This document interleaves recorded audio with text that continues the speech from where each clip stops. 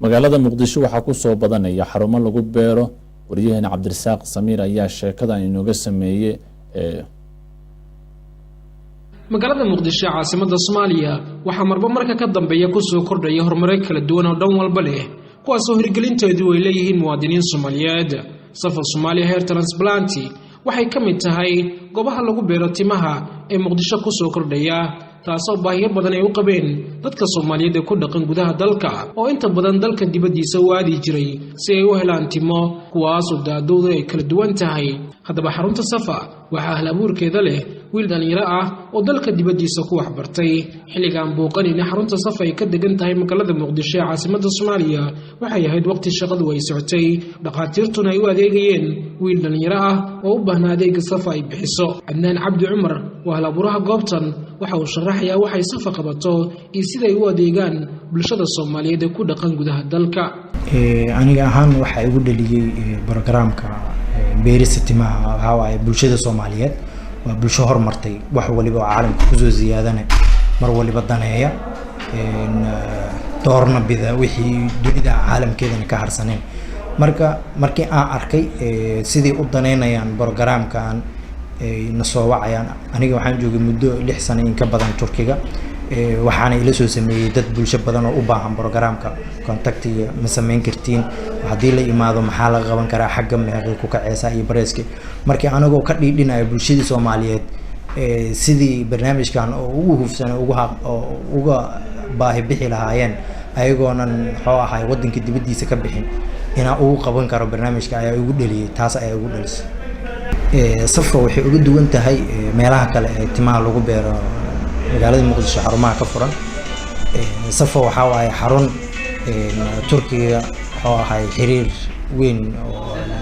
90 hospital in ka badan waxa ahay Turkish doctors oo waxa ay sameeyaan operationada iyo waxyaabaha noocyadiisa kala duwan oo kaliya ma qabato dhaqaatiirta ma qabtaan xagga markay tagaan ma qabtaan oo kaliya beerista timaha waxay qabtaan howlooyin kala duwan oo kala hufan waxayna dunida dacaladeeda leeyihiin xarumo kale way ku leeyihiin marka anigana waxaan nasiib u yeeshay inaan xamar uga hirgeliyo bulshada Soomaaliyeed hadeertan barnaamijka oo aan ugu bilawnay barnaamijyada ka jira iyo barnaamijyada ay Turkiga qabtaan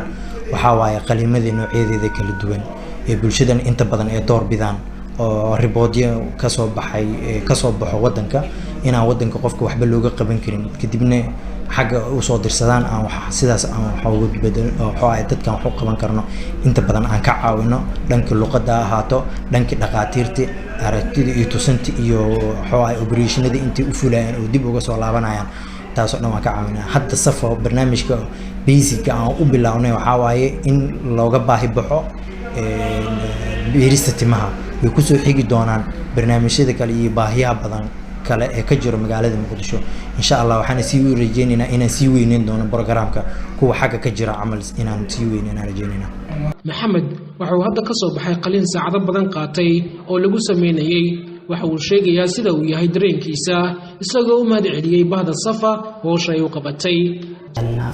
waxaan kamid ahay dadkii baahida gaarka u qabay adeega Safa hair transplant ay sameeyso maantana waan ku faraxsanahay inaan operationkayga dhameysto oo Safa team ay ugu sameeyaan operation alxamdulillah waan ku faraxsanahay waana ugu mahadcelinayaa teamkii juhdiga dadaalka ku bixiyay ee keenay wadanka waan rajaynayaa sidaan iyo si ka fiican ba inay shaqadu sii socon doonto insha Allah operation ka soo jeedaan ba waxa lagu sameeyay qaybtan kore ee madaxa oo xoogaa bidaar kale heed meeshaas haddana saa u jeedaan waa la buuxiyay waa la dhameystiray waana ku faraxsanahay waan rajaynayaa in ay dadka kale ee baahidan qabeen ay imaan doonaan xarunta insha Allah Samiir Cabdirasaaq Umar wararka telefishinka CNA magaalada caasimada